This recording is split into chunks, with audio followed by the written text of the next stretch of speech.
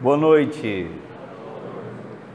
Agradecemos a Deus por mais uma semana. Muita alegria para nós. Muita alegria de viver, muita força, muito aprendizado. Que bom que nós estamos aqui hoje juntos, tentando refletir sobre o Evangelho, tentando aplicar o Evangelho às nossas vidas. Irmãos aí que estão passando por algumas provações, retornando ao centro. Que bom, né? As coisas vêm, mas como disse o Emmanuel para o Chico, tudo passa. Calma que tudo passa. E isso é relevante. Nós, inclusive, nós passamos. E hoje eu estava aqui a refletir com muita alegria das conversas que eu tive com o Marcos durante esse período dele de férias de centro. E ele falando, quando ele começou a participar mais das atividades aqui do centro, como o Sérgio, e que bom, hoje o tempo vem sendo preenchido. Eu tive uma oportunidade de ver um centro em que nós só tínhamos preces constantemente, depois nós tivemos canções sem instrumentos, depois nós tivemos canções com instrumentos, mas sem som. Aí a gente chegou a ter instrumento e ter som, já ficou sem o centro. A gente já mudou mesa aqui, não sabe nem quantas vezes, quantas pessoas. Então é uma bênção muito grande. Tanto nós encontrarmos vocês que estão passando pelo atendimento e nós que estamos aqui como se fosse a tripulação, né, trabalhando, quanto eu acredito que seja uma bênção vocês encontrarem com todos nós, porque todo mundo está passando pelos mesmos conflitos, pelas mesmas dificuldades, e estamos aí de braços dados, tentando implantar o reino de Deus dentro de nós, ou seja, nos transformarmos em pessoas melhores do que nós mesmos a cada dia, sem querermos ser melhores do que ninguém. E aí, impressionantemente, as coisas vão acontecendo, impressionantemente para nós, né? Para o plano espiritual, tudo já é conhecido. E aí a alegria. Hoje encontramos mais pessoas falando também, não só mais, falando melhor, pessoas estudando mais, porque particularmente eu tenho uma crença de que quando uma pessoa ela começa a ter uma maior desenvoltura, encontrar mais coisas na doutrina espírita, é porque também ela está vivenciando isso na vida dela, não tem como, não tem escapatória. A gente vai falando e vai atraindo, nós atraímos conforme os nossos pensamentos. Se nós pensamos em coisas boas, atraímos coisas boas. Nós interpretamos os problemas da vida de uma forma diferente. E aí é só seguir o caminho. Então, o Evangelho de hoje, esse agradecimento todo especial, essa alegria, não tenho dúvida, o centro precisa mais de mim ou dos trabalhadores? Não. Nós precisamos mais do centro, porque nós precisamos mais de Deus em nossas vidas. E o centro é um dos lugares. Não pelas paredes do centro, pelas luzes do centro, pelas pessoas do centro, mas por tudo isso junto, em especial pela mensagem, pelas sugestões boas que os bons espíritos nos dão e que a nossa vivência nos dá. Isso é que é relevante para nós. Não temos nem dúvida. E a cada dia muitos vão e muitos vêm. Muitos vão e muitos vêm. Evangelho segundo o Espiritismo, capítulo 23, moral estranha. Item 4. Deixar pai e mãe e filhos.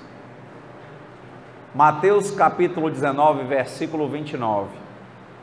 Todo aquele que tiver deixado por meu nome sua casa, ou seus irmãos, ou suas irmãs, ou seu pai, ou sua mãe, ou sua mulher, ou seus filhos, ou suas terras, por isso receberá o cêntuplo e terá por herança a vida eterna.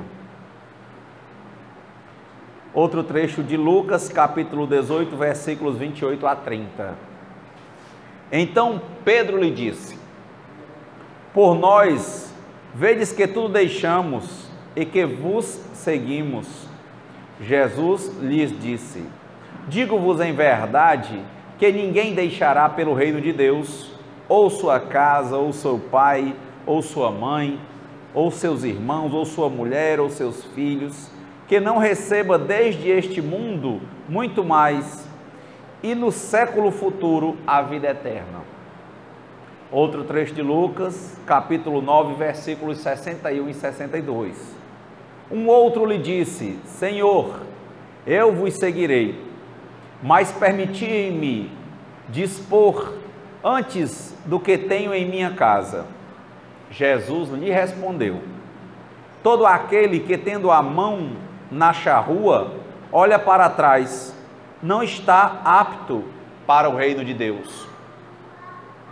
Comentário dos Espíritos. Sem discutir as palavras, é preciso aqui procurar o pensamento que era evidentemente este: os interesses da vida futura se sobrepõem a todos os interesses e todas as considerações humanas, porque está de acordo com o fundo da doutrina de Jesus, ao passo que a ideia de renúncia à família seria a sua negação. Não temos, aliás, sob nossos olhos a aplicação dessas máximas no sacrifício dos interesses e das afeições da família pela pátria? Censura-se um filho por deixar seu pai, sua mãe, seus irmãos, sua mulher, seus filhos, para marchar em defesa de seu país? Não se reconhece, ao contrário, um mérito por se separar do ambiente doméstico e do aconchego da amizade para cumprir um dever? Há, pois, deveres que se sobrepõem a outros deveres. A lei não torna uma obrigação à filha deixar seus pais para seguir o esposo. O mundo está repleto de casos em que as separações, as mais penosas, são necessárias, mas as afeições não são quebradas por isso. A distância não diminui nem o respeito, nem a solicitude que se deve aos pais, nem a ternura pelos filhos.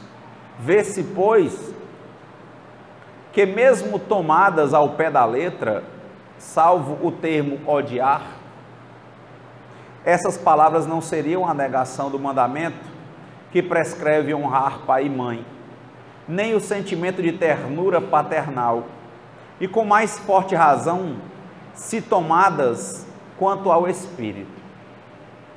Só a nível de reflexão básica, acho que uma palavra que caberia muito bem aqui seria equilíbrio.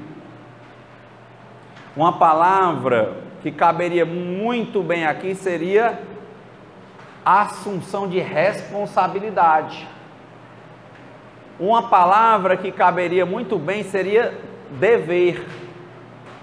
Resignação, dever, responsabilidade, equilíbrio, compromisso. Porque se ao pensar na vida futura ele fala da vida espiritual, já que nós vamos desencarnar, em verdade, todo dia tem obrigações ou traz obrigações para serem cumpridas, tanto no plano material quanto no plano espiritual. Quem consegue ir desenvolvendo as suas tarefas, isso a maioria dos espíritos, equilibradamente, conseguindo sopesar as atividades do plano material com as atividades do plano espiritual, quem consegue ir erguendo o reino de Deus dentro de si e entendendo como parte da obra assumir as responsabilidades materiais com a família, com os pais, com os filhos, com os avós, com os netos, com os amigos, com os necessitados, quem consegue fazer isso, muito provavelmente não precisa de um distanciamento muito abrupto. Geralmente, os grandes distanciamentos, que às vezes exigem que os pais se afastem dos filhos, que os filhos se afastem dos pais, que os esposos se separem das esposas, e daí por diante, tem a ver muito com, em regra, lógico, tem exceções, com as pessoas que não conseguem desenvolver as duas coisas. E aí só se centram na parte material, não se sentem bem com essa parte, porque a matéria não nos traz satisfação profunda, não nos traz paz. O Haroldo estava muito bem falando dos países mais desenvolvidos e a onda de suicídios que assola as pessoas. Então, não traz paz a matéria. Ela cansa, ela pesa. Chega uma hora que ela enfada. E outro dia vi, inclusive, um depoimento de uma moça, que ela era de um determinado grupo. Ela dizia, impressionantemente, todo mundo era desempregado e todo mundo queria trabalhar. E ela era uma adicta das drogas, e também das drogas lícitas e ilícitas, né? A lícita, o álcool. E também tinha codependência afetiva, algumas dificuldades. E ela tinha os filhos dela, o companheiro dela preso, já por problemas também ligados às drogas e à marginalidade. E ela dizendo que ficou lá, administrando aquele local, e limpava, e cuidava, e abria, e fechava, e sempre dizia, ah, meu poder superior, eu queria tanto um emprego. E ela mantendo como ela disse, né, se mantendo limpa. E o tempo passando, e ela indo sem desistir. Um dia ela disse que arranjou um emprego. Conseguiu um bom emprego. Ela disse que já foi para um local melhor, pagava o aluguel, pagava o condomínio, a geladeira dela tinha as coisas. Aí começou a não dar mais tanta atenção aos filhos. Aí teve uma recaída com relação ao álcool e depois com relação às drogas. E aí o buraco foi se abrindo novamente. E ela, achei interessante o depoimento dela ao dizer isso. Ela diz, impressionantemente, eu estava no fundo do poço, espiritualmente eu estava ali me trabalhando, me fiando pelo poder superior. Na hora que eu consegui uma coisinha, eu já achei que eu tinha o direito de ficar de boa, e que eu trabalhava na semana, e aí no fim de semana eu tinha que curtir. Voltei às velhas companhias, os velhos lugares, tinha a minha fraqueza espiritual, queria chegar lá por cima, eu que era alguém que estava sempre por baixo, a que não tinha dinheiro. Aí comecei a assumir um tipo de subterfúgio de querer ser meio que a rica no meio dos outros.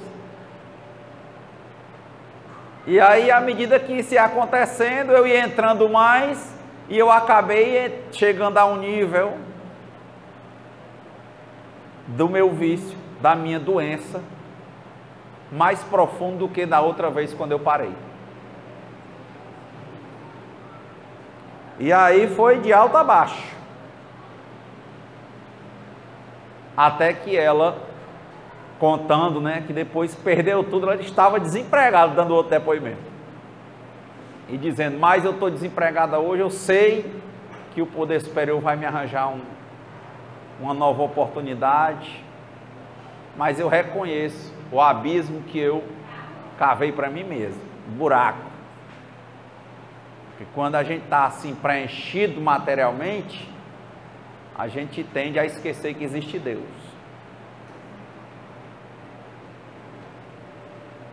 Então, é nesse momento em que a pessoa tem que ser privada de tudo.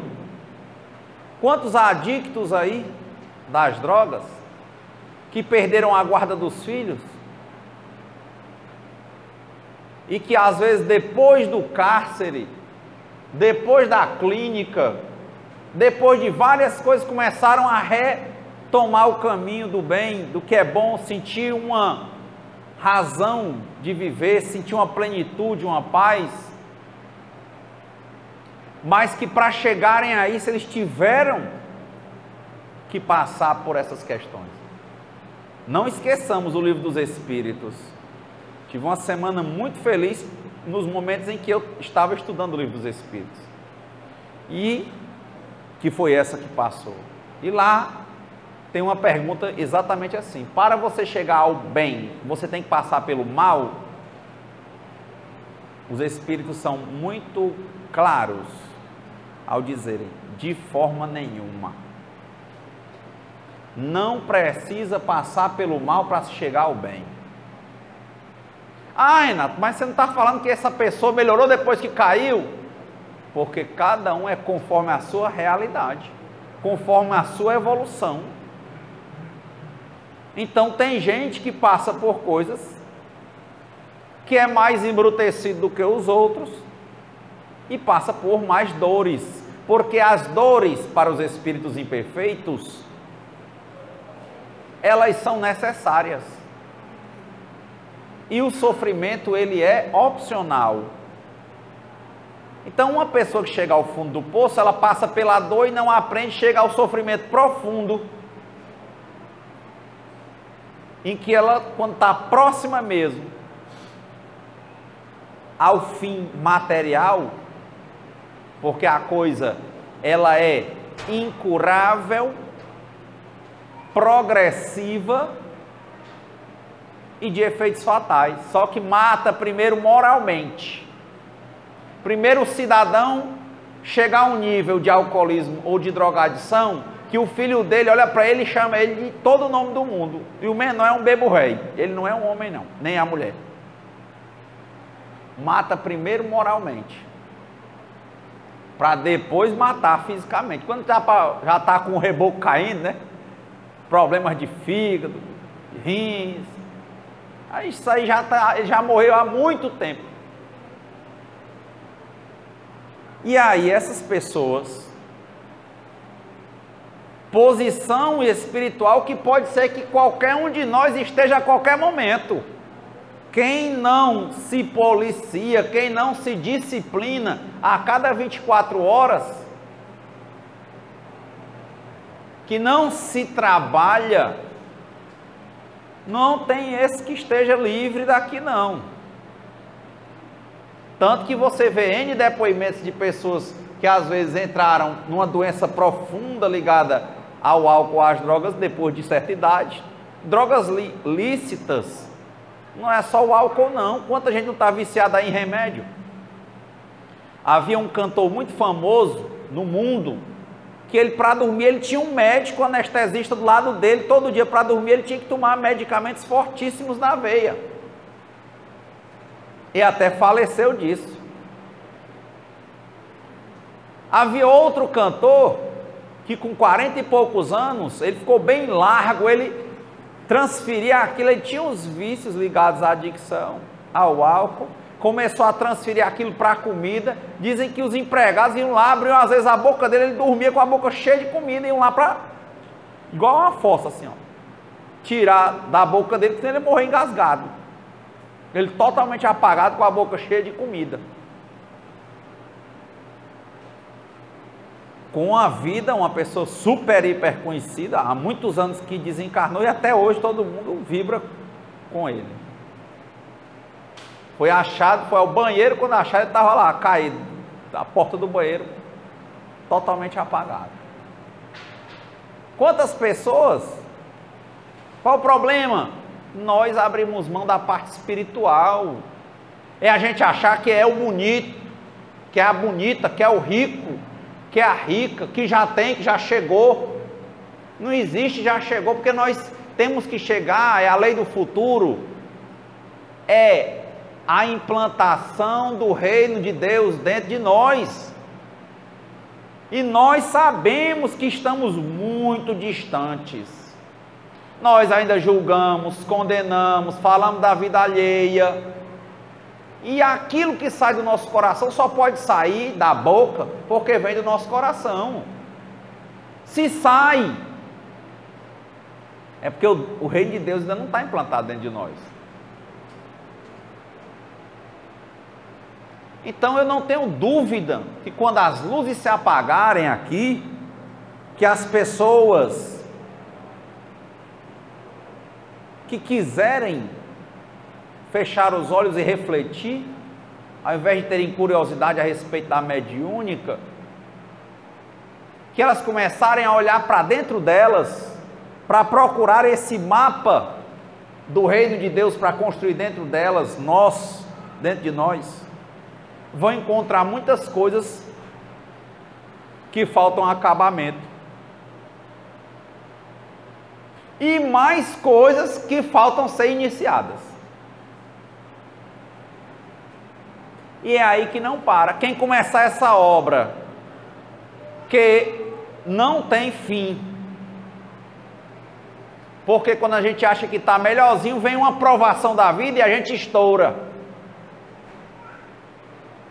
Quem não começa essa obra com equilíbrio, a cada dia, a cada minuto, a cada segundo, a cada hora, se trabalhando todo dia, tentando essa edificação, terminando trechos, ajustando outros, construindo os que não foram construídos. E estamos falando tudo em leis naturais ligadas ao amor dentro de nós. Logicamente não chegou lá. Nós não chegamos.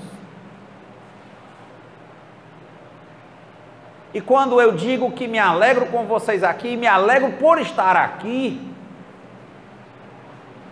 eu lembro muito do Cristo.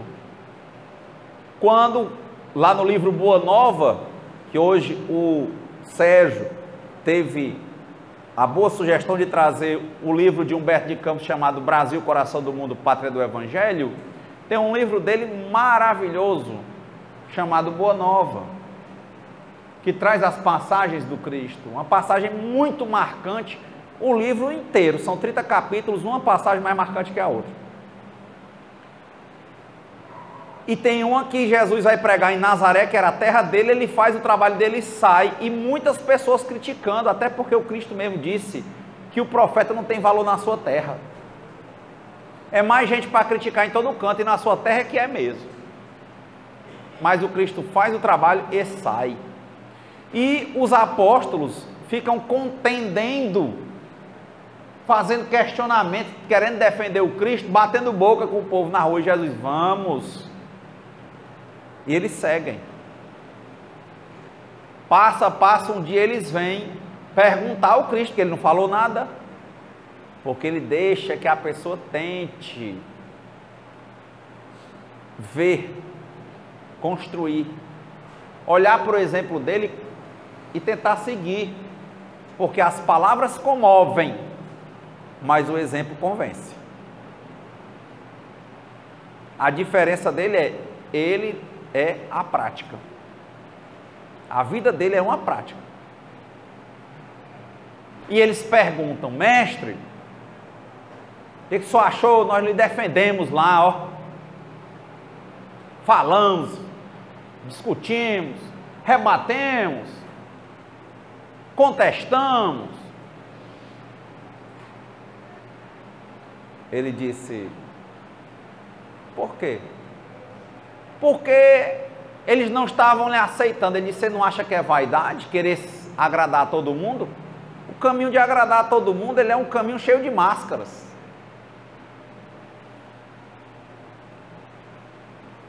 Porque cada pessoa vai ter seu nível evolutivo. Milhões de palavras não vão valer nada para quem tiver com o espírito no nível errado. E um sinal para quem quer pegar. E você não acha que é vaidade querer agradar todo mundo, Tiago? Você acha que eu tenho a pretensão de agradar a todos, Tiago? Ele disse: o meu trabalho é tentar fazer com que cada pessoa tente construir o reino de Deus dentro de si. Mas, mestre, nós fomos lhe defender, mestre. Ele disse: a minha defesa é o meu trabalho.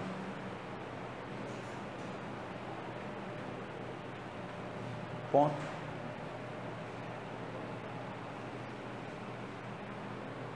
Pelas obras, você vê o autor. Não precisa entrar em controvérsia, rebate, ataque. Eu preciso de uma coisa: trabalhar. E o meu trabalho é esse: sugestionar, ensinar, pregar, vivenciar o evangelho, para ver se as pessoas tentam construir o reino de Deus dentro delas. Tu és Pedro, sobre esta pedra eu erguerei a minha igreja. É dentro. O reino de Deus é oculto dentro de nós. Ele se revela pelas nossas atitudes.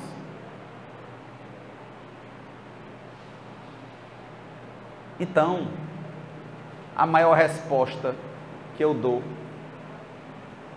é trabalhar. Isso é muito forte. É muito verdadeiro. E aí ele diz: quem está fazendo isso não se afasta de ninguém, grosso modo, porque consegue ir levando os trabalhos de forma equilibrada.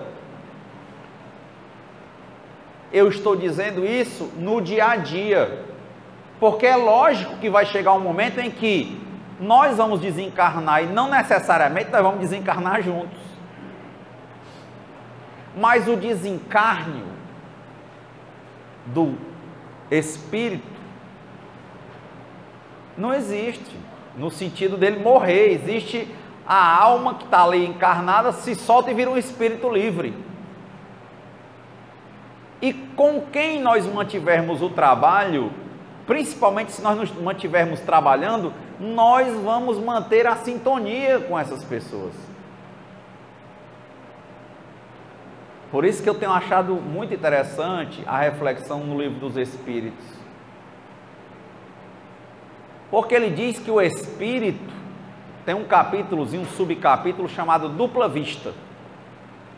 Ele diz que o espírito não se separa, não. Que dois espíritos não ocupam o mesmo corpo, não. Mas ele diz que um espírito, ele não usa os órgãos que a gente tem para enxergar, ele enxerga por qualquer coisa, qualquer parte. E a gente não quer entender, mas quando a gente vê um cego fazendo tudo no mundo, aí você diz assim: só pode ser mesmo. Ele não tem nenhuma vista, nunca teve. E eu vi outro dia um cego de nascença, ferreiro, mexendo com calor, soldando, fazendo móveis tubulares, a coisa mais linda do mundo. Aí você começa a entender que os espíritos em 1857 já tinham dito que o espírito não enxerga pelo órgão. E o espírito vai pela força do pensamento. Ele não se divide, ele se irradia. No sono, você não morre, porque diz o Livro dos Espíritos que os plexos, nós temos centros energéticos que ligam o nosso perispírito ao nosso corpo, e energizados pelo fluido universal, eles se afrouxam, as cordinhazinhas, não se soltam. O espírito está irradiado, o pensamento dele está lá na frente, e ele vai. Aí você tem uma dupla vista. Ele consegue fechar os olhos aqui, ó, e ver lá na China, que ele está lá, o pensamento dele. Mas não, ele não saiu.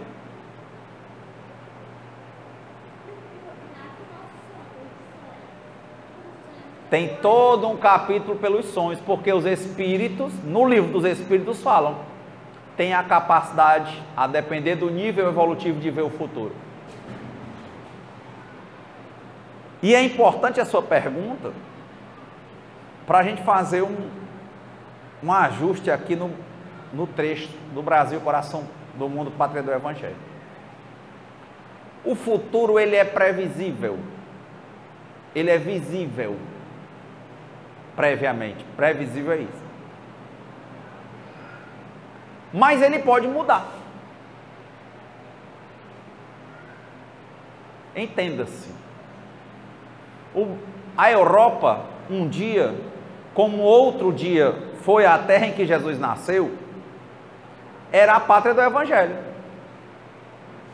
Esse era o futuro previsto e tudo foi encaminhado. Mas os povos entraram em dissidência tão profunda que teve que partir para a Europa, a pátria do Evangelho. O cristianismo aflora a partir de Roma, quando Constantino adere. O Kardec recebe e codifica na França. Era a previsão. Mas eles não conseguiam manter o reino de Deus dentro deles. E o que houve no momento de maior ascensão da Belle Époque, que é o final do século XIX e o começo do século XX, dos vestidos, das carruagens, das riquezas, não é? Da nobreza, eles começaram a se digladiar entre si. Primeira Guerra, 1914. São Francisco nasce no século XIII, pelejando para implantar o Evangelho, não deu. Depois vem o Espiritismo, 1857, não consegue. Primeira Guerra, Segunda Guerra, aí vem a proposta. Vamos mudar, era o futuro construído. Vamos mudar para o Brasil.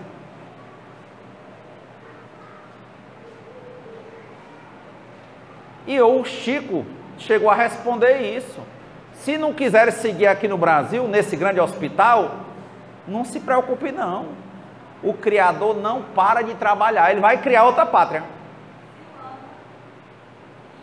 Mas tinha um futuro de programações previsíveis.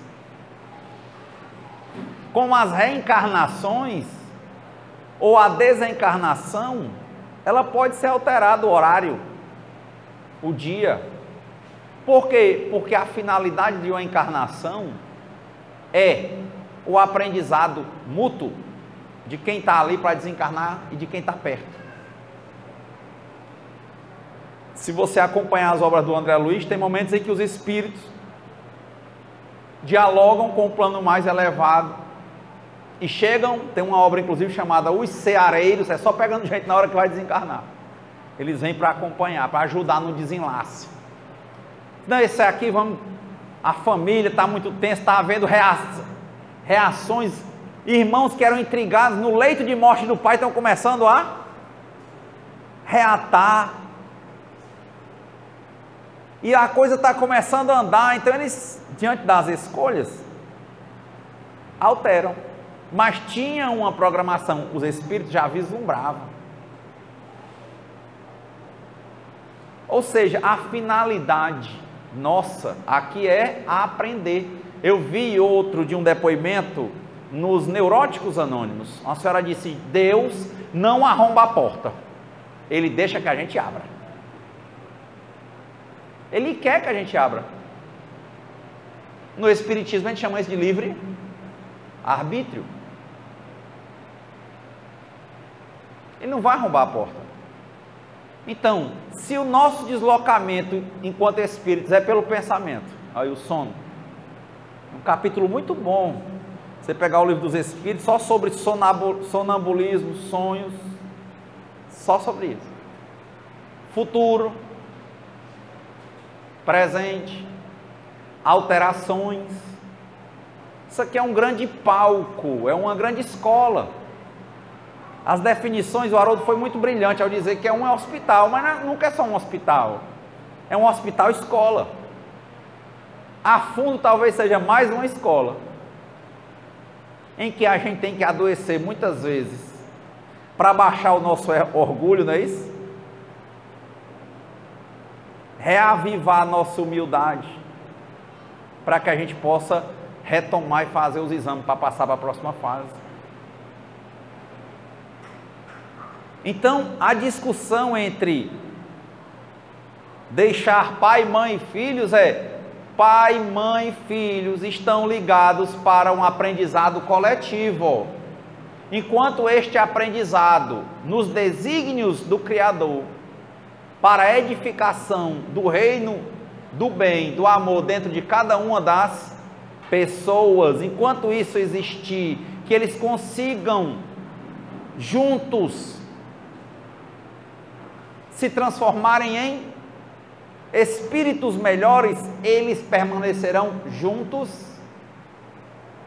até que chega o momento em que o aprendizado vai ter que ser separado.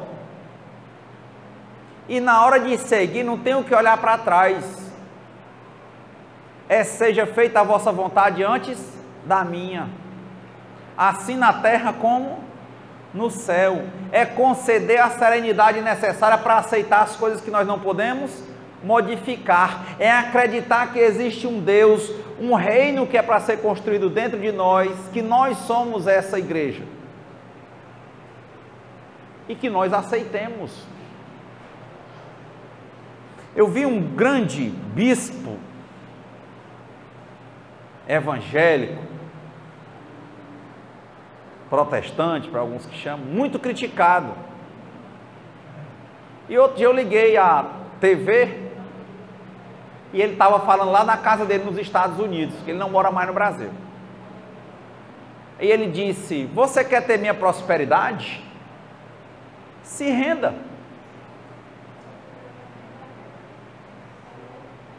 Eu achei interessante, porque nós acreditamos que quando o trabalhador está pronto, o trabalho aparece. Nós acreditamos que a vida material ela é arranjada para nos ensinar a sermos espíritos melhores, ou seja, desenvolvermos o reino do amor dentro de nós. Então, o emprego ou o desemprego, a prosperidade material ou não, tem a ver com o que nós temos que aprender ou não. Por que tem gente que passa por tanto problema de relacionamento e outros nem tanto? Pode ir atrás. A pessoa que passa, ela tem N problemas emocionais que ela tem como se curar deles. Mas para que ela se cure deles, ela tem que dar um passinho logo. Primeiro, se render. Quer se render? Reconhecer que tem aquele problema.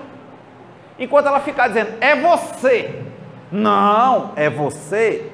Não, é você. Sim, eu. Enquanto ela não aprender isso,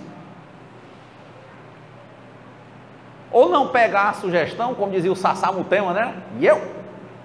Você mesmo. Ele não dizia, né? O Lima Duarte na novela O Salvador da Pátria? E eu? É você. Eu? É. Então quer dizer que o problema no meu relacionamento quem é? E eu? É. Se renda. Ah, mas ele ou ela... Meu amigo, seja feita a vontade de Deus antes da minha. A vida dela eu não posso? Ou eu posso? A dele eu posso? Eu posso mudar a minha. Mas para que eu mude, eu tenho que me render e ver onde está o meu defeito. E eu? Eu mesmo.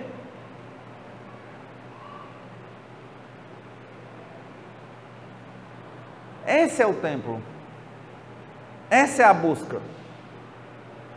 Deixarmos de combater com palavras, combater com acusações, combater porque é o mundo, é a corrupção. Meu amigo, dizia o Gandhi, seja você a mudança que você quer ver no mundo. Dizia o Chico, tinha um senhor, tem até os depoimentos, ele era ligado a uns partidos extremistas no tempo da ditadura. Ele chegou: Chico, o pessoal me chama muito para partido, para a gente tomar o poder, dar um golpe, pegar em armas. O que você acha? O Chico disse: você quer mudar o mundo, filho? Quero. E o que é que está lhe impedindo? Por que você, que pode fazer a sua parte agora, pode dividir, pode ser mais simpático, pode ser mais amoroso, mais acolhedor, tanto para quem está do seu lado agora, quanto para milhares, você não sabe nem quantos. Olha aí o exemplo de Valdo, 600 e tantos adotados. Olha o Satya Sai Baba e N outras instituições. Aqui a Madre Paulina, que é uma creche, escola. Irmã Dulce, N outros. Meu filho, se você pode fazer agora, por escolha, para que é que você vai lutar para fazer um governo obrigar você a fazer? Faça logo. Então, é daí que o capítulo é moral estranha. É estranho, porque nós achamos normal é dizer que a culpa é do outro. É estranho dizer a culpa é tua.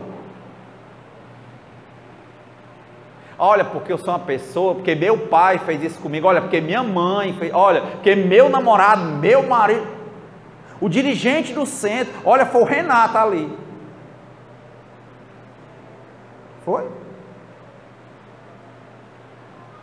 Não, mas é bom, porque aí é autopiedade. Fico falando para a pessoa ter piedade de mim. Aí é bom porque junta um monte de gente para ficar falando, ó, atacando, ataca o Renato, ataca o dirigente do centro, ataca o pai, a mãe, o namorado.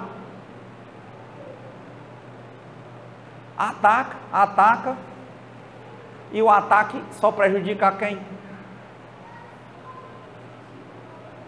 O ataque que os nazarenos fizeram ao Cristo nesse dia prejudicou a ele? O ataque da morte do Cristo, olha a palavra, Jesus morreu? Morreu? Morreu? Jesus já tinha desencarnado em planetas que não existiam mais, quando, em galáxias, dizem os estudiosos, quando ele reencarnou naquele tempo. Dizem que para uma galáxia sumir é em torno de 15 bilhões de anos. Então isso aí, ó, tirar o corpo,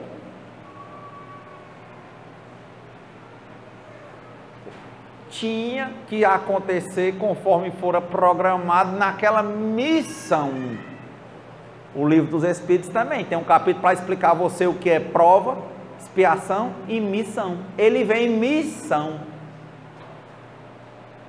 Quem é que aqui não vai desencarnar, meu povo? Não é o final que é importante, o caminho é mais importante que a chegada. André Luiz começa o nosso lá assim, ó. Percebe-se que é só um mudar de roupa. Quando abaixa o pano, ele diz, na verdade, a vida é um grande rio. Ela vai, tem uns momentos em que a água é mais estreita, a hora que é mais larga, a hora que ele sobe, a hora que ele desce, e até que o momento ele se mistura com o mar.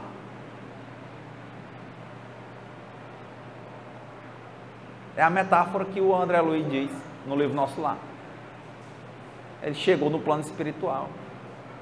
Então, quem achou que matava o Cristo, fez todo o fortalecimento de uma coisa chamada hoje cristianismo. E ele vive. Não é assim a música? Ele vive, ele reina. É moral estranha. Porque aqui morrer para a carne é viver para o Espírito. Aqui perder a matéria é ter uma grande oportunidade para se tornar um espírito rico. Aqui um problema é uma grande oportunidade para nós aprendermos, termos experiência. Aqui é o que ele diz: meu filho, vem, você quer vir? Quero, mestre. Aí ele diz: pois espera aí que eu vou lá em casa vender minhas coisas. Ele diz: quem olha para trás? Se tiver no ponto e quiser vir, venha. É isso. É uma moral estranha, mas ela é estranha porque nós fomos mal educados. Nós temos dificuldade de compreensão. Nós temos dificuldade de amar. Estava lendo outro dia o livro 2 dos Neuróticos Anônimos, As Leis da Doença Mental, escrito pelo Grover. E ele diz que o maior problema que gera todas as neuroses, chega às psicoses e coisa do tipo, é a falta de amor. O nosso egoísmo impede que a gente ame. E a gente acha que isso é defesa, acaba em doença. Ele sabe qual é a cura de toda doença mental? Ele diz: é você amar. E lá não é religioso, acredita? Não fala nada de religião, ele diz que você tem que acreditar num poder superior, como você o entenda. Diz: ame que você fica bom. Ame a si, e quem se ama, ama os outros. Em paralelo. É uma moral estranha. Porque tem gente aqui que tem medo de ser besta. Não quer ser besta, não. Eu quero ser besta. Quer ser besta. Ah, ele me deixou. Ela me deixou. É? Como é que ele diz? Levanta e anda. Qual é a tua resposta? Qual é a resposta que nós temos para dar? Foi o que Jesus falou. Qual a resposta, Ana? É o nosso trabalho. Vai trabalhar. Você está ferido espiritualmente? Amplie o seu trabalho espiritual. Levanta. Te ergue. Vai. Não tem o que olhar para trás. Gratidão pelos momentos bons. E agora, construção de momentos melhores. Não é com o rancor do forró da fila anda. Não é no sentido de querer viver e endeusar uma pessoa. Não. É desenvolver e abrir o reino de Deus dentro de nós. Servir a Deus. E quando o trabalhador está pronto, diz o André Luiz, quando o trabalhador está pronto, o trabalho aparece. Renato, eu não gosto de palavras de espíritas, porque eu venho aqui, mas não sou muito espírita não, eu gosto de poesia. Ah, é? Pois o Mário Quintana diz: quando eu entendi que eu tinha que ajeitar o meu jardim, eu deixei de correr atrás das borboletas. Quando o meu jardim estava bem ajeitadinho, as borboletas começaram a vir. Qual a resposta? Trabalhe. Deixe de apontar o erro no outro, no pai, na mãe, no filho, no companheiro, na companheira. Veja qual é a chaga emocional que você tem. E trabalhe para modificar. Não, eu tenho muito medo. Ser besta. Não, eu tenho muita preocupação com a vida, então eu não conseguia ligar no relacionamento. Ah, não, eu tenho ira. Não, eu tenho ciúme demais. Cuide disso. Me dê um exemplo evangélico. Seja feita a vossa vontade antes da minha. Porque o Cristo, quando foi para o monte, ele disse: Pai, se podes, afasta de mim este cálice. Às vezes você está na porta ali, é assim, sua mãe se acabando numa cama, prestes a desencarnar, e você, eu leva não. Porque eu não vou aguentar, se minha mãe morrer, olha, se meu marido morrer. Meu filho, Olha aí, como era o exemplo que Jesus deu no trabalho que ele veio fazer aqui na missão. Pai, se podes, cura minha mãe.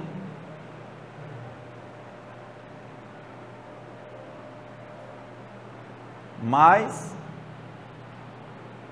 seja feita a vossa vontade antes da minha.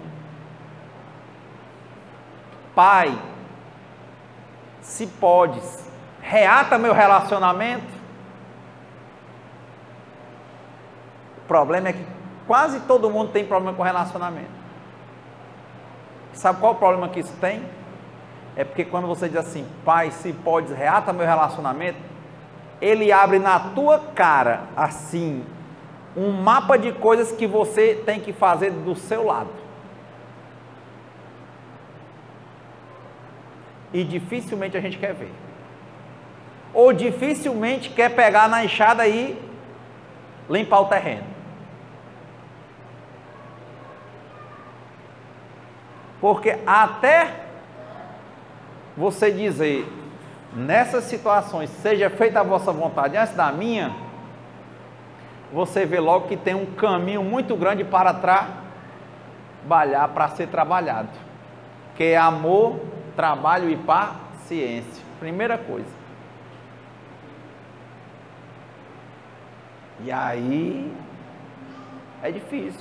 O problema do espiritismo é esse, que ele diz para você, se renda à vontade de Deus. Comece a render à vontade de Deus, buscar o que é bom, mesmo que para você não pareça bom, mas que você aceite. Lute para alterar as coisas que nós podemos modificar. E serenidade, ou seja, não sofrer nas dores quando a gente tem que se resignar. Criar os filhos para o mundo, não para o que não presta no mundo, para serem boas pessoas no mundo. E é lógico que as palavras só vão encantar quando conseguirem isso, ou às vezes causar raiva. Mas os exemplos é que vão convencer. Então, educar um filho, antes de tudo, é tentar ser um bom pai ou uma boa mãe. Ah, mas eu não fui, hoje meu filho está perdido. E existem casos perdidos para Deus? Não. Ah, mas e aquele relacionamento que está desgastado? Meu amigo, minha amiga, trabalhe para Deus. Veja as suas imperfeições e tente se transformar em um espírito melhor. E o resto, deixe nas mãos de Deus. Se for bom, vai ver o seu valor e vai ser retomado e vai colocar num lugar onde você nunca nem imaginou, de melhor. E se não for, passará. Sempre um problema é uma oportunidade para nós nos transformarmos. Eu tenho visto com muita dificuldade essa questão. Hoje mesmo eu vi uma senhora que as pessoas indicavam coisas para ela e dizia assim, eu estou bem. A mãe disse para o filho, não que a mãe vá ter que levar o filho nas costas, de novo, cada um com as suas responsabilidades. Ela diz assim, eu vou curtir minha vida. Eu tenho muito medo dessa expressão. Porque esse mundo é de serviço. De novo, não quer dizer que você vá servir o seu filho, porque ele tem as responsabilidades dele, cada qual com seu peso. Como disse Joana de Ângeles, por mais que eu ame alguém, eu não posso tomar o remédio por ela, não posso. Agora, de novo, eu tenho que lembrar que eu tenho um trabalho espiritual a fazer, que eu tenho pessoas a ajudar. E esse negócio de ficar de boa, muitas vezes leva a pessoa o quê? Há muitos problemas e há um vazio muito maior. E enquanto a gente começa a fazer os trabalhos espirituais, nós sentimos uma paz, uma construção de vida, nos sentimos úteis. sabemos enfrentar com mais tranquilidade a partida dos pais, a partida dos filhos, a mudança de lugar, o fim dos relacionamentos. A gente não vive só daquele relacionamento. Você vive com ele também. Mas quanta coisa para fazer. Estava vendo esses casos, né, dos grupos de 12 passos. Vai lá, tenta se aperfeiçoar, tenta uma leitura edificante, tenta um trabalho no centro ou na igreja, ajuda alguém, caminha, produz. Agora o que é importante é o adesivo nos carros. Deus é fiel. Sirva, se renda, faça o trabalho para Ele, que Ele não tem nem perigo, Ele não lhe deixa.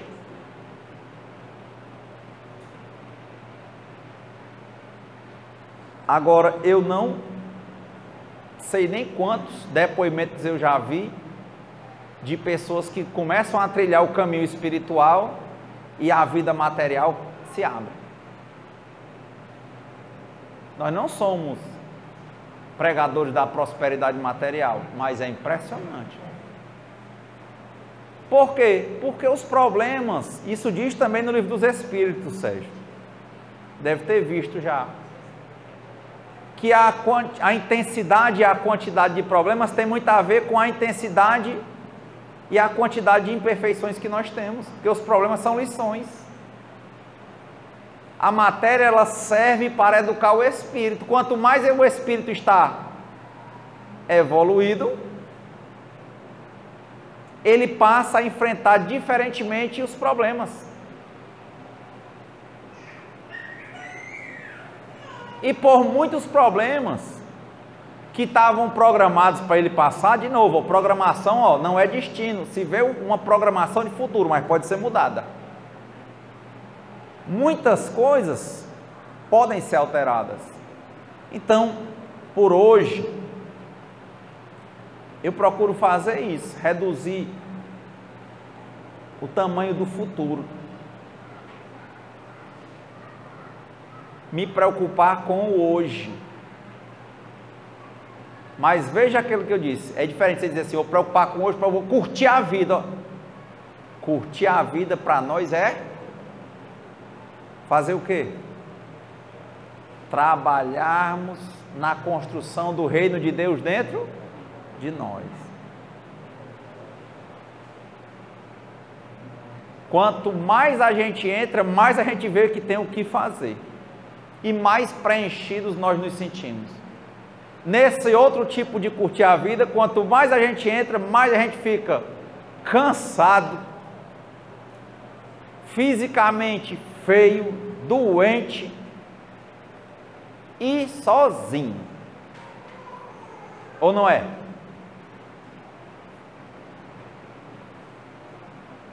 Vi um depoimento de um adicto, ele dizendo que as drogas nunca foram problemas para o trabalho dele, mas ele não conseguia prosperar mais. Ele trabalhava a semana direitinho, no fim de semana ele caía num determinado bairro aqui de Fortaleza, cheio de becos, e ele disse que quando ele chegava, ele era o pagão de tudo. Dentro de casa a mulher pedia dinheiro, ele dizia que não tinha, e ele não tinha porque ele tinha gasto todo lá. Quando ele sentava, aparecia um monte de gente para ficar com ele para usar. Quando acabava, ele disse era assim, automático, sumiu nos becos, e eu ficava sozinho.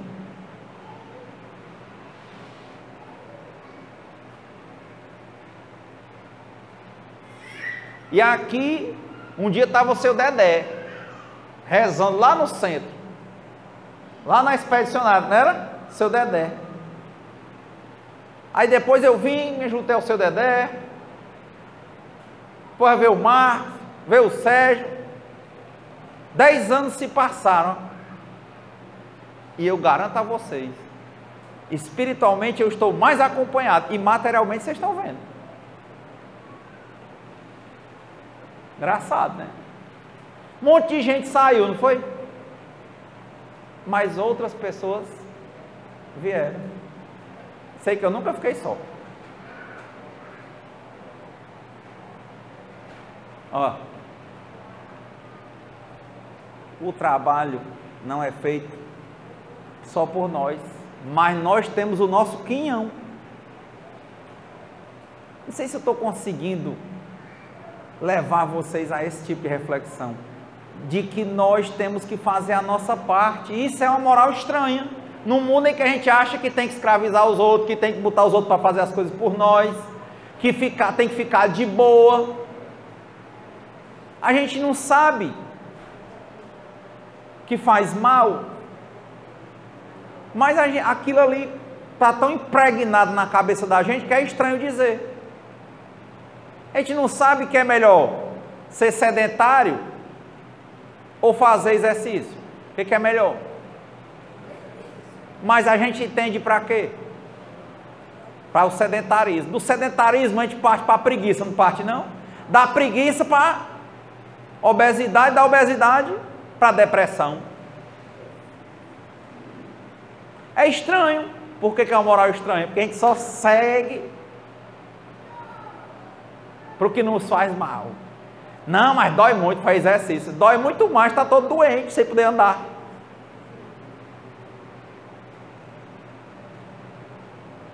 Outro dia, que é assim, para rebater, um senhor olhou para mim e disse, mas eu sou idoso.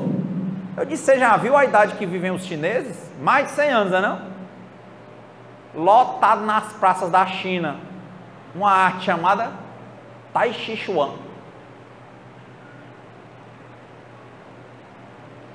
Bem devagar. Aquilo ali é uma arte marcial que eles usam para meditar, só que não faz o golpe. Se você mandar o mestre fazer o golpe, ele faz. É ligeiro. Só que você faz bem devagar, mexe com todos os músculos do corpo. Tem canto aí que tem Tai Chi Chuan de graça, o mestre vai treinar na praça, no meio da rua, e o pessoal começa a fazer os movimentos. Depois vocês botem no YouTube aí, Tai Chi Chuan de 4 movimentos, de 5, de 6, de 7, de 8, de 10. Tente para você ver como é difícil. Eles fazem, chega lá nas praças, centenas de idosos de 100 anos de idade. Devagar. Levanta. A força, a energia, a respiração. Mas ele não quer, o tempo dele está de ainda negar a responsabilidade dele. Ele quer dizer que eu faço que eu sou novo, ele não faz. Se eu falar para uma pessoa que tem um CA, ele diz, você fala porque você não tem. Se eu falar para uma pessoa que tem um filho com problema com droga, ele vai dizer, você fala porque você não tem. Assim, quem não quer, nada serve. Porque o que você quer, meu irmão? Você quer que eu diga para você que não tem jeito? Isso aí você já se disse. Faz é tempo. Aí outro dia eu fui falar para um colega dependente de drogas, doente. Mas eu não tenho dinheiro, porque ir para o canto tá, são R$600 por dia. Eu disse, você já viu falar que tem o Narcóticos Anônimos? Não tem profissionais e tem um resultado altíssimo, é o que o pessoal usa dentro das clínicas. Ah, mas para mim, não sei. De graça. Para tudo tem jeito, basta a gente querer. E esse reinozinho, que é a nossa principal missão, né? O nosso principal compromisso, é só se dispor a fazer, mas tem que ser pequenininho, construir todo dia, todo dia, todo dia. Porque o caminho é mais importante do que a chegada. Lê todo dia. Não gosto, comece. Vai doer um pouquinho no começo, depois vai ser um grande consolo. Mas quem não começa hoje, não pode esperar. De novo, não dá para pedir uvas ao espinheiro. Todo dia é dia de plantio. Preocupação com o resultado, isso aí é com Deus. Nosso papel é plantar. Vamos plantar as boas sementes. E seja feita a vontade de Deus antes da nossa. Muita paz em nossas vidas. Fazei-me um instrumento de vossa paz. Onde houver ódio, que eu leve o amor. Onde houver ofensas, que eu leve o perdão, e onde houver discórdia, que eu leve a união. Onde houver dúvidas, que eu leve a fé. Onde houver